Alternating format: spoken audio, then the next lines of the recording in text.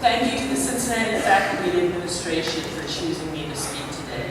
Thanks to you for the loving support of my family and friends. Your encouragement and understanding have been essential.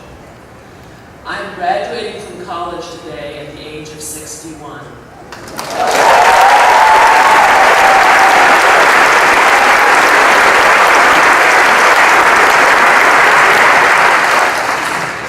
So I can talk to the graduates, but I can also talk to all the parents and grandparents here too.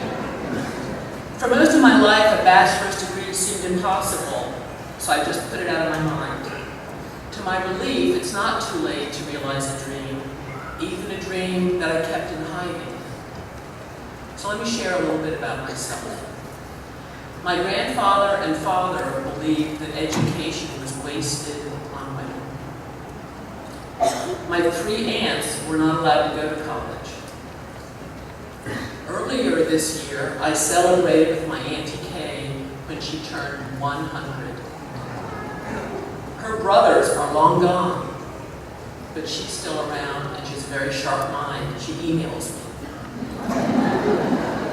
But she still wonders why she didn't get to go to college and wonders how her life might have been different at 100. We read tales of hardship, of women seeking education in our textbooks. We hear about it in faraway places like Nigeria. But it also happens here. My father finally agreed that I could attend the University of Pennsylvania, but for 1 year only. So when that year was up, there I was, age 19, no degree, and my only work experience had been babysitting. Not the ideal start. Later, I took a few evening courses when I could, but my first priority was my family and raising my 2 sons. I worked my way up from a file clerk in the Internal Revenue Service to a brief stint as an auto mechanic, rebuilding engines, to a management position in healthcare. Volunteering and self-employment helped me gain the skills to achieve that. But it was a long, hard road. The business world does not do nurturing very well. Trying our best to succeed, many of us feel pressured to fit inside the box, to reduce the scope of our vision as we conform to perceived workplace norms. We easily can lose who we are, but that's what we most have to offer, who we are. In contrast, what I liked about Wilmington was its philosophy of inclusion, the emphasis on peace and justice, all the values on the wall behind me. I felt these woven through every course I took. The professors, staff, and students at Cincinnati State and Blue Ash welcomed me and made me feel valued. They created a sense of community. It was a relief to let down my guard. This was especially true when I wrote my portfolio to get credit for my considerable life experience. It ended up being 40 pages long, 4 times longer than recommended. My advisor, Sylvia, convinced me that she really wanted to know my whole story. She kept telling me to write more. My experience at Wilmington reinforced what I knew to be true on many levels, and what I valued most about myself. I had a few teachers who challenged me to use more precise language. Since I was largely self-taught, I did not take to academic terminology right away. It didn't feel like the way real people talked. I didn't want to sound like a PhD professor. But then one professor wrote on my paper, "I'm going to keep forcing you to develop and apply an ethical vocabulary." So I made a list of ethics words so I could get in the habit of using them more often. So now I can say to you that I know a utilitarian solution can also be altruistic, but it benefits the greatest number of people. Because words do matter. Applying the correct terms is important. Studies reveal that recent graduates stop applying what they learned in their business ethics classes just a few years after graduating.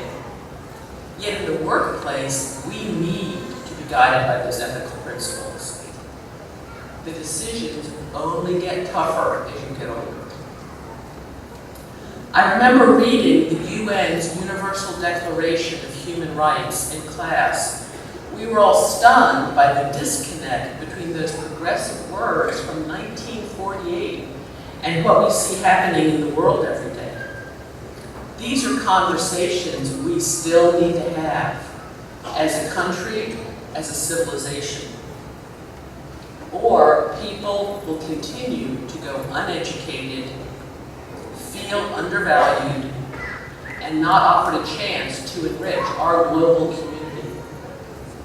Structure matters too. What I gained from Wilmington College are ways to talk about how the choice of that structure can make a big difference. It can promote or it can impede justice, ethics, social responsibility.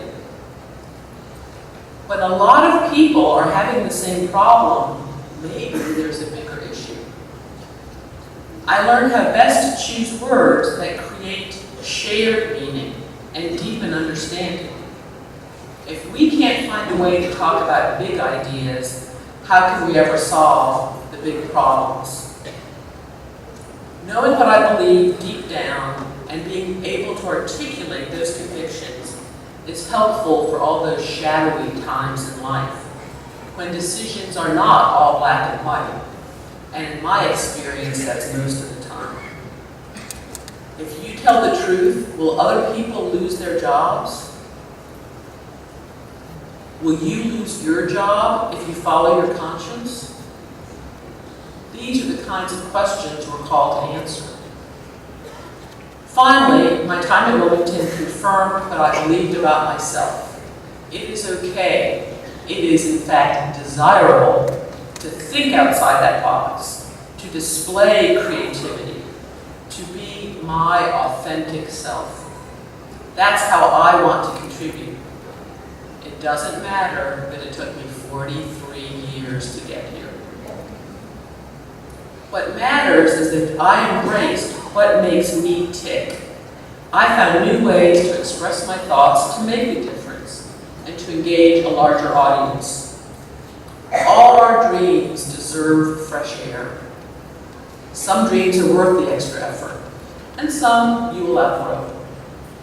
It doesn't matter which items on that bucket list get checked off.